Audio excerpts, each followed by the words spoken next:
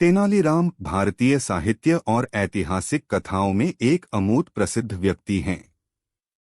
उनकी चतुराई, बुद्धिमत्ता और हास्यवादी प्रकृति ने उन्हें एक अद्वितीय चरित्र बना दिया है। तेनालीराम के किस्से हमें नैतिकता, धार्मिकता और जीवन के महत्वपूर्ण सिखाते हैं। तेनालीराम का जन्म तेनाला, आंध्र प्रदेश के एक छोटे से गांव में हुआ था।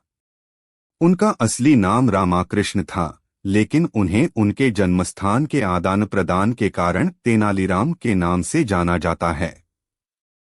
तेनालीराम की बचपन से ही चतुराई और विवेक दिखाई देती थीं, जिसने उन्हें दरबारी और साहसिक परिस्थितियों में अद्वितीय बना दिया। एक दिन तेनालीराम की बुद्धिमत्ता ने राजा का ध्यान आकर्षित किया। राजा ने तेनालीराम को दरबार का मंत्री बना लिया और इसके बाद से ही उनके किस्से दरबार में रौनक मचा दी। पहली कहानी में तेनालीराम ने राजा के सामने एक समस्या पेश की, जिसका समाधान किसी को नहीं मिल रहा था। तेनालीराम ने एक चतुर योजना बनाई, जिससे समस्या हल हो गई और सभी को हैरानी हुई। राजा ने उन्हें मुख्यमंत्री बना दिया और इससे दरबार में तेनालीराम की महत्वपूर्ण भूमिका बन गई। दूसरी कहानी में तेनालीराम ने राजा को आत्मा के महत्वपूर्ण सिद्धांतों का सीधा अनुभव कराने का प्रयास किया। उन्होंने राजा को धार्मिक तत्वों के प्रति उनकी दृष्टि बदलने की महत्वपूर्णता सिखाई, जिससे राजा ने नए दृष्टिकोण से जीवन को देखना शुरू किया और राज्य को समृद्धि में बदल दिया। तीसरी कहानी में तेनालीराम ने एक अन्य राजा को चालाकी और विवेक से बाहर निकलने के लिए मार्गदर्शन किया। उन्होंने राजा को सच्चे और न्यायिक नेतृत्व के मूल्यों की महत्वपूर्णता सिखाई, जिससे राजा ने अपने देश को नए उच्चतम स्तर पर पहुंचाने का संकल्प किया। चौथी कहानी में तेनालीराम ने न्यायिक सिद्धांतों की महत्वपूर्णता को उजागर किया। उन्होंने अन्यायपूर्ण निर्णयों के खिलाफ उठने का साहस दिखाया और न्यायिक प्रक्रिया को सुधारने के लिए प्रेरित किया। तेनालीराम की कहानियां न केवल हंसी में समृद्धि करती हैं, बल्कि वे हमें जीवन के महत्वपूर्ण पहलुओं पर विचार करने के लिए प्रेरित भी करती हैं। उनके किस्से नैतिक शिक्षा, समस्या समाधान और सही मार्ग का चयन करने के लिए हमें प्रेरित करते हैं। तेनालीराम का योगदान हमें यह सिखाता है कि जीवन में चुनौतियों का सामना कैसे करें और उन्हें कैसे आत्मविकासित करें। तेनालीराम की चतुराई और उनके किस्से हमें सोचने और सीखने के लिए प्रेरित करते हैं। उनकी चतुराई से भरी कहानियां हमें यह सिखाती हैं कि सही समय पर सही निर्णय लेना और चुनौतियों का सामना करना हमारे जीवन में कैसे महत्वपूर्ण है। तेनालीराम के जीवन की कहानी से हमें यह शिक्षा मिलती है कि जीवन में चुनौतियों का सामना करना ही हमारी बुद्धिमत्ता और उत्कृष्टता का प्रमाण है। उनकी चतुराई और विवेक ने उन्हें अपने समय के महान व्यक्तियों में से एक बना दिया है, जिससे हमें एक महत्वपूर्ण साधना मिलता है कि हंसी के पीछे छुपी शिक्षाएं हमारे जीवन में सबसे महत्वपूर्ण हो सकती हैं। तेनालीराम के किस्से न केवल मनोरंजनपूर्ण हैं, बल्कि वे एक शिक्षा भी प्रदान करते हैं। उनके चतुराई और हास्य के माध्यम से हमें जीवन के मुद्दों का सही स्वरूप समझने में मदद मिलती है। तेनालीराम ने दिखाया कि एक आदर्श नागरिक कैसे बनता है और कैसे वह अपने बुद्धिमत्ता, विवेक और हास्य का उपयोग करके समस्याओं का समाधान कर सकता है। उनके किस्से हमें यह भी याद दिलाते हैं कि जीवन की हर कठिनाई को हंसी में बदलना संभव है और हमें हर क्षण को सकारात्मक दृष्टिकोण से देखना चाहिए। तेनालीराम की कहानियां विभिन्न विषयों पर आधारित हैं, जिनमें से हर एक कहानी एक नया सीख देती है। उनकी चतुराई और विवेक से भरी कहानियां तेनालीराम, जिन्हें तेनालीरामा भी कहा जाता है, भारतीय लोककथा और ऐतिहासिक कहानियों के प्रसिद्ध पात्रों में से एक हैं। उनकी कहानियां अपनी चतुराई, बुद्धिमत्ता और अद्वितीयता के लिए प्रसिद्ध हैं, जिससे वे भारतीय जनता के बीच एक अमूर्त चरित्र बन गए हैं। तेनालीराम की शुरुआत एक छोटे से गांव में हुई थी, जहां उनका जन्म हुआ था। उनके विद्या क्षेत्र में अद्वितीय बुद्धिमत्ता और राजनीतिक समझ ने उन्हें उनके योग्यता का साक्षात्कार कराया। जब वे विजयनगर के महाराजा के दरबार में पहुंचे तो उनकी चतुराई ने राजा का मनोबल बढ़ाया और वे दरबार के मुख्य मंत्री बन गए।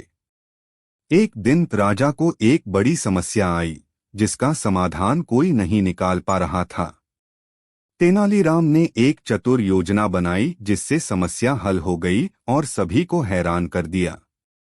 राजा ने उन्हें सम्मानित किया और उनकी चतुराई की सराहना की। तेनालीराम की एक और प्रसिद्ध कहानी है जिसमें उन्होंने राजा को धार्मिक और नैतिक मूल्यों का महत्व सिखाया। एक दिन राजा ने एक सप्ताह का व्रत रखने का निर्णय लिया, लेकिन उसी दिन एक गरीब व्यक्ति ने दरबार के बाहर अपहृत हुआ हाथी को पानी पिलाने का आग्रह किया। तेनालीराम ने राजा को धार्मिक दृष्टिकोण से इस समस्या का समाधान बताया और राजा ने अपना व्रत तोड़कर गरीब की मदद की। इससे राजा ने धार्मिकता और दया की महत्वपूर्णता को सीखा। तीसरी कहानी में तेनालीराम ने अपनी बुद्धिमत्ता से एक अन्य राजा की मदद की। एक देश में अन्याय और उत्पीड़न का वातावरण था और वहां के राजा ने तेनालीराम से सहायता मांगी। तेनालीराम ने वहां की स्थिति का विश्लेषण किया, अपनी बुद्धिमत्ता से एक योजना बनाई और उसे प्रभावी ढंग से कार्यान्वित किया।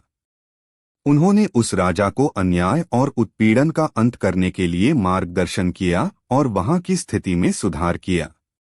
चौथी कहानी में तेनालीराम ने न्यायिक सिद्धांतों की महत्वपूर्णता को उजागर किया। एक न्यायाधीश की निर्णय में अन्यायपूर्णता देखकर तेनालीराम ने उसे सही मार्ग पर ले आने के लिए एक योजना बनाई।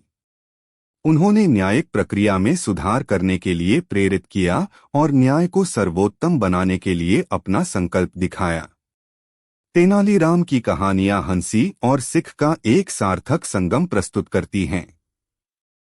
वे हंसी के माध्यम से लोगों को हंसाते हैं, परंतु उनके किस्से साथ साथ जीवन की सामाजिक, नैतिक और धार्मिक मुद्दों को भी सुरक्षित करते हैं। तेनालीराम ने अपनी चतुराई, नैतिकता और बुद्धिमत्ता से लोगों के दिलों में एक विशेष स्थान बनाया और उनकी कहानियां आज भी लोगों को प्रेरित करती हैं। तेनालीराम, जिसे लोग तेनालीरामा के नाम से भी जानते हैं, एक अद्वितीय चरित्र हैं जो भारतीय लोककथा और ऐतिहासिक कहानियों में उच्च स्थान पर हैं।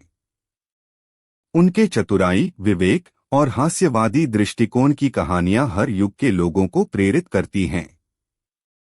तेनालीराम का जन्म विजयनगर के एक सामान्य परिवार में हुआ था। उनका असली नाम रामाकृष्ण था, लेकिन उन्हें तेनाली नाम से जाना जाता है, जो उनके जन्म स्थान के नाम पर आधारित है। उनके पिता रामानाथ एक सामान्य किराएदार थे और उनकी माता का नाम लक्ष्मी था। छोटे से शहर में बचपन बिताने के बावजूद रामाकृष्ण ने बचपन से ही अपनी बुद्धिमत्ता और चतुराई की चमक दिखाई। उनकी बुद्धिमत्ता और विद्वत्ता ने उन्हें जल्दी ही लोगों के बीच प्रसिद्ध बना दिया।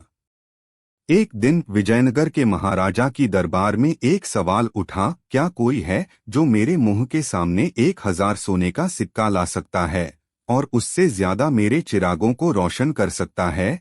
इस प्रश्न का समाधान करने के लिए तेनालीराम ने एक चतुर और हास्ययुक्त उत्तर दिया, जिससे महाराजा को न केवल मजा आया बल्कि उन्हें तेनालीराम की बुद्धिमत्ता का भी अंदाजा हो गया। महाराजा ने उन्हें अपने दरबार का एक हिस्सा बना लिया। तेनालीराम का राजा के साथ एक अद्वितीय संबंध था। वे महाराजा के साथ न केवल राजनीतिक मुद्दों में सहायक थे, बल्कि वे एक विशेष रूप से उनकी नीतिशास्त्र में चतुराई के लिए भी मशहूर थे। तेनालीराम ने अपनी चतुराई का प्रदर्शन बार बार किया और राजा को उनके विशेषज्ञता की पूरी तरह से आश्वासन दिया। एक कहानी में तेनालीराम ने अपनी चतुराई से एक बड़े विद्वान को प्रतिष्ठान प्राप्त करने में मदद की। उन्होंने एक उत्सव में विद्वान की उपस्थिति देखी और उनकी बड़ी महत्वपूर्णता को समझते हुए एक चतुर योजना बनाई जिससे वह विद्वान का सम्मान बढ़ाए और समाज में उन्हें सही स्थान मिले। तेनालीराम विजयनगर के महाराजा के दरबार में अपनी अद्वितीय बुद्धिमत्ता और हास्यवादी प्रकृति के लिए प्रसिद्ध थे। उनकी अनगिनत कहानियां उसके विवेक और चालाकी को दर्शाती हैं, जो राजा और दरबारियों को हंसी में डालती थीं, परंतु उनमें दर्शकों को जीवन की सीख देने वाले संदेश भी छुपे होते थे। पहली कहानी में तेनालीराम ने राजा की समस्या का उत्तर देने के लिए अपनी चालाकी का प्रदर्शन किया। उनका सुझाव राजा को हंसी में डालने के साथ साथ समस्या का समाधान भी प्रदान करता है। इससे राजा ने तेनालीराम की बुद्धिमत्ता को समझा और उन्हें मुख्यमंत्री बना दिया। दूसरी कहानी में तेनालीराम ने राजा की आत्मा को पारित करने के लिए एक योजना बनाई। उन्होंने राजा को धार्मिक और नैतिक मूल्यों की महत्वपूर्णता को समझाया और उन्हें सही मार्ग पर ले आए। इससे राजा ने अपने जीवन में सकारात्मक परिवर्तन किया और राज्य को सुख शांति में बदला। तीसरी कहानी में तेनालीराम ने अपनी बुद्धिमत्ता का प्रदर्शन करके एक अन्य देश के राजा की मदद की। उन्होंने अन्य राजा को चालाकी और विवेक से निकलने के लिए मार्गदर्शन किया और उसे उसकी समस्या का समाधान खुद ढूंढने की कला सिखाई। इससे राजा ने अपने देश को नए उच्चतम स्तर पर पहुंचाने का संकल्प किया। चौथी कहानी में तेनालीराम ने एक न्यायिक मुद्दे में अपनी बुद्धिमत्ता का परिचय किया। उन्होंने न्यायिक समीक्षा के माध्यम से अन्यायपूर्ण निर्णयों को सुधारने का प्रयास किया और न्यायिक प्रक्रिया को सुधारने के लिए उत्साहित किया। यह चार कहानियां मिलकर दिखाती हैं कि तेनालीराम एक नहीं बल्कि कई पहलुओं वाले व्यक्ति थे, जो अपनी बुद्धिमत्ता के साथ नैतिकता और धार्मिकता के मूल्यों को बनाए रखते थे। उनकी कहानियां लोगों को हंसी के साथ साथ जीवन के मूल्यों और सिद्धांतों का आदान प्रदान करती हैं। तेनालीराम विजयनगर के राजा के दरबार में अपनी बुद्धिमत्ता और हास्यवादी प्रकृति से मशहूर थे। एक बार दरबार में एक समस्या आई जिसका समाधान किसी को नहीं मिल रहा था। तेनालीराम ने एक चतुर सोच से समस्या का हल बताया, जो हंसी के साथ साथ दरबार को अद्वितीय सीख भी देता था। राजा ने उनकी बुद्धिमत्ता की पहचान की और उन्हें मुख्यमंत्री बना दिया। एक और कहानी में तेनालीराम ने राजा को धार्मिक तत्वों का महत्व सिखाया। उन्होंने राजा को उच्च मानकों और नैतिकता के माध्यम से अपने देश की प्रेरणा दी, जिससे राजा ने अपने जीवन को सुधारा और राज्य को समृद्धि में बदला। तीसरी कहानी में तेनालीराम ने अपनी बुद्धिमत्ता से एक अन्य राजा को सहायता की। उन्होंने चालाकी और विवेक से भरे सुझाव दिए, जिससे राजा ने अपने देश को नए ऊंचाइयों तक पहुंचाने का संकल्प किया। चौथी कहानी में तेनालीराम ने न्यायिक सिद्धांतों की महत्वपूर्णता को उजागर किया। उन्होंने अन्यायपूर्ण निर्णयों के खिलाफ उठे और न्यायिक प्रक्रिया को सुधारने के लिए प्रेरित किया। तेनालीराम की कहानियां हंसी के जरिए नैतिकता, धार्मिकता और बुद्धिमत्ता को साझा करती हैं, जिससे वे एक प्रेरणा स्रोत बने रहते हैं। उनके किस्से नहीं केवल मनोरंजनपूर्ण होते हैं, बल्कि वे जीवन के मूल्यों को समझाने में भी सहारा प्रदान करते हैं। तेनालीराम विजयनगर के महाराजा के दरबार में अपनी अद्वितीय बुद्धिमत्ता और हास्यवादी प्रकृति के लिए प्रसिद्ध थे। उनकी कहानियां न केवल हंसी का स्रोत थे, बल्कि वे जीवन की सबको शिक्षा और मनोहर उपदेशों का भी स्रोत थे। तेनालीराम के चतुराई भरे किस्से लोगों को हंसी के साथ साथ जीवन के मूल्यों और सिद्धांतों का आदान प्रदान करते थे। कहानी एक, चतुराई का महात्म्य। एक दिन राजा विक्रमादित्य ने तेनालीराम से अपनी राजधानी की सुरक्षा को लेकर एक योजना बनाने को कहा। तेनालीराम ने एक स्थानीय ब्राह्मण को राजा की आदेशों का पालन करने के लिए नियुक्त किया। वह ब्राह्मण अपने गांव की सुरक्षा का आदान प्रदान करता था। तेनालीराम ने एक दिन उस ब्राह्मण से मिलकर पूछा, तुम सुरक्षा के कारण इतने व्याकुल क्यों हो रहे हो? ब्राह्मण ने कहा, महाराज, रात को दरवाजे बंद होने पर गांव वाले कृष्ण के भगवान का स्मरण नहीं कर रहे हैं, इसलिए मुझे चिंता है कि कोई अशुभ घटना हो सकती है। तेनालीराम ने ब्राह्मण को एक योजना सुझाई जिससे गांव वाले कृष्ण का स्मरण करें और सुरक्षा में सुधार हो। उन्होंने एक बड़े सारे गोलियां बनवाईं जिनमें कृष्ण के नाम को लिखा गया था। रात को सभी गांव वालों ने एक साथ गोलियों को देखकर कृष्ण का स्मरण किया और सुरक्षा में सुधार हो गया। राजा ने तेनालीराम की चतुराई को देखकर कहा, तुमने बहुत ही बुद्धिमत्ता से समस्या का समाधान किया है। कहानी 2 धार्मिक सिद्धांतों का सखा। तेनालीराम की चतुराई और बुद्धिमत्ता का एक और उदाहरण राजा के धार्मिक समीक्षा के संदर्भ में है। एक बार राजा ने एक संवाद आयोजित किया जिसमें विद्वानों को धार्मिक सवालों का उत्तर देना था। तेनालीराम ने यह सुनकर अनुमति मांगी कि वह भी सम्मेलन में शामिल हों। एक विद्वान ने पूछा, आपके अनुसार ईश्वर कौन है? तेनालीराम ने हंसते हुए कहा, राजा, ईश्वर वह हैं जो हमारी सुनते हैं। पर राजा, आपने कभी सोचा है कि क्या वह हमेशा हमारी बातें सुनते हैं? राजा ने हैरान होकर कहा, नहीं तो। तेनालीराम ने बताया, राजा, जब तुम बाग में होते हो और किसी और से बात करते हो तो क्या तुम सब कुछ सुन सकते हो? राजा ने कहा, नहीं, मुझे तो उनकी बातें सुनाई नहीं देती।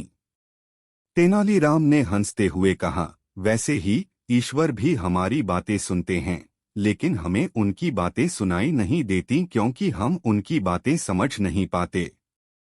राजा ने तेनालीराम की बुद्धिमत्ता को समझा और उन्हें धन्यवाद दिया। इससे राजा ने धार्मिक सिद्धांतों के प्रति अधिक समझ विकसित की और अपने जीवन में उनका पालन करने का निर्णय लिया। कहानी 3 सामर्थ्य और सहजता का मेल।